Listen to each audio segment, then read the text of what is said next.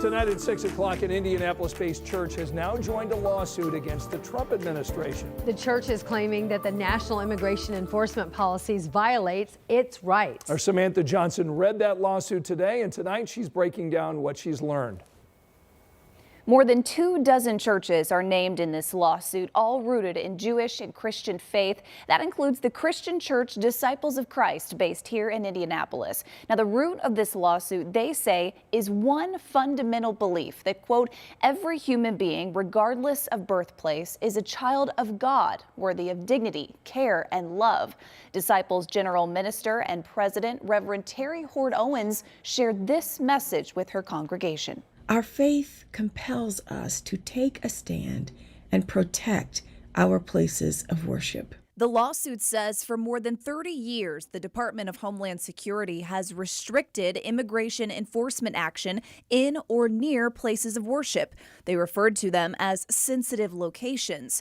But back in January, that changed when the Trump administration got rid of the old policy. So that means those sensitive places like schools, hospitals, and churches are no longer protected. On Friday, I talked to IU Indianapolis professor of sociology, Andrew Whitehead.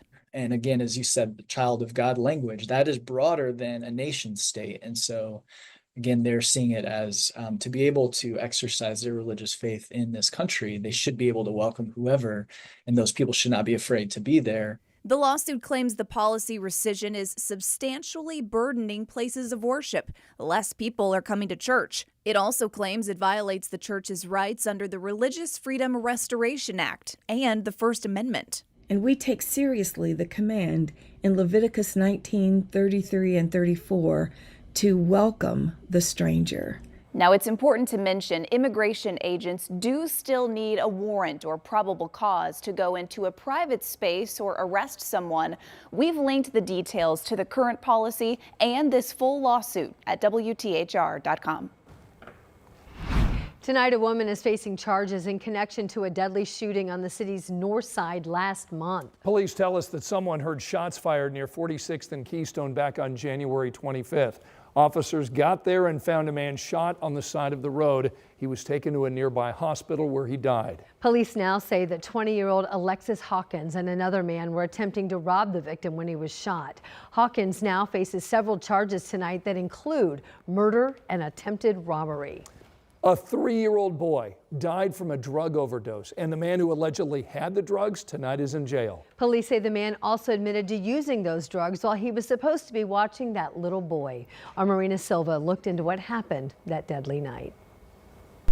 It was a little more than a month ago that medics were called here to Carpenter Court for an unresponsive child. That child was 3-year-old Asher Robinson.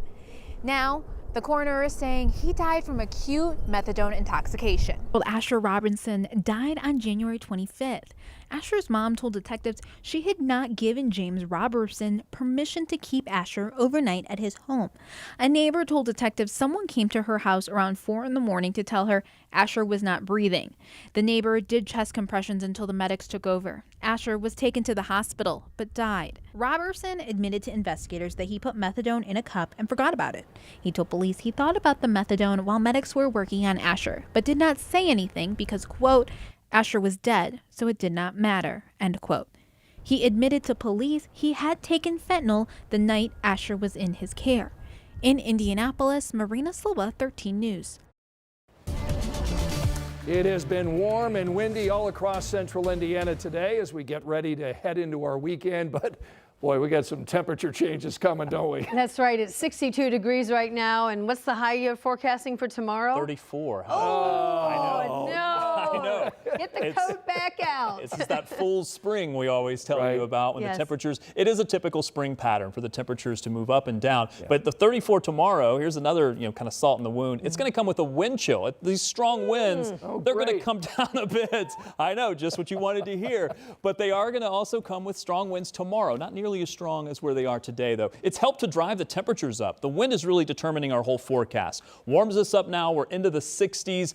Eventually, we'll start to see those winds out of the north and west. That'll pull pull in some much cooler air. Winds have certainly started to come down. We don't have the 51-mile-per-hour wind gusts that we had earlier in the day. It's now down to 32. There's another lobe of energy that's going to move through tonight. I think it'll pick our winds back up over 40 miles per hour through about 10 p.m. But that wind advisory is going to go through 10 p.m. and it's still possible we could see some gusts over 50 miles per hour before that expires. Through about the wind advisory officially goes through 10 p.m. but I'd say through about midnight we still expect some stronger winds. Temperatures will drop. We'll go through the 40s by 10 p.m. We'll be in the 30s during the overnight, and when you wake up tomorrow as the sun comes up, temperatures will be in the 20s and they won't warm up very much. We'll only get into the 30s by the afternoon, and it's still going to be a breezy day. So we expect even the possibility of a few flurries or snow showers during the day. This will probably be our coldest part of the forecast. I'll be back with a look at when we could get back to more spring-like temperatures coming up. All right, Rob, thanks so much. IMPD graduated a new class of recruits this afternoon. They're now members of the police force. But Rich Nye says these new officers still leave IMPD short-staffed by the hundreds. It is my honor to present to you the officers of the Indianapolis Metropolitan Police Department's 30th recruit class. Family and friends celebrated with officers who just completed 28 weeks of training at the academy and now begin 20 weeks of field training paired with officers on the street. This is a very soul-fulfilling career to join because you're out here helping people, you're helping, everybody seems like family to you because you feel like you have that sense of protecting the people around you and servicing the people around you. 19 new officers, but with other officers retiring and leaving the force all the time, this new class barely makes a dent in the shortage of 300 IMPD officers. Chief Chris Bailey admits Metro Police staffing is treading water with just over 1,400 officers right now. But Bailey believes a new contract recently ratified will help recruit and retain more officers. In Indianapolis, Rich Nye, 13 News. Happening tonight, people are gathering all to honor the lives of Eris and Iris. This is a brother and sister, a 3-year-old and a 2-month-old, who died in a crash in Plainfield earlier this month. The family tells us a candlelight vigil will take place tonight at 7:30 at the Odessa Auto Auction, which is on Main Street in Plainfield. 2-month-old Iris was killed in that crash February 5th. 3-year-old Eris went to the hospital with severe burns. The family telling 13 News earlier this month that they made that very difficult decision to take that young boy, their son, off of life support after several days of treatment. The father of the 2 children also injured in that incident. All of this took place when police tried to stop a car that was reported stolen. The driver, later identified as 25-year-old Sidoni Pettis, is tonight facing several charges, including 3 counts of resisting law enforcement and at least 1 count of causing death when operating a motor vehicle. We'll have coverage of that vigil for you tonight at 11 o'clock. Still ahead on this Friday, Indigo's latest major project officially underway. What you need to know about the Blue Line. And the Indiana Fever are set to make history when they play the Chicago Sky this season. How the Move is attempting to get more eyes on some of the game's biggest stars.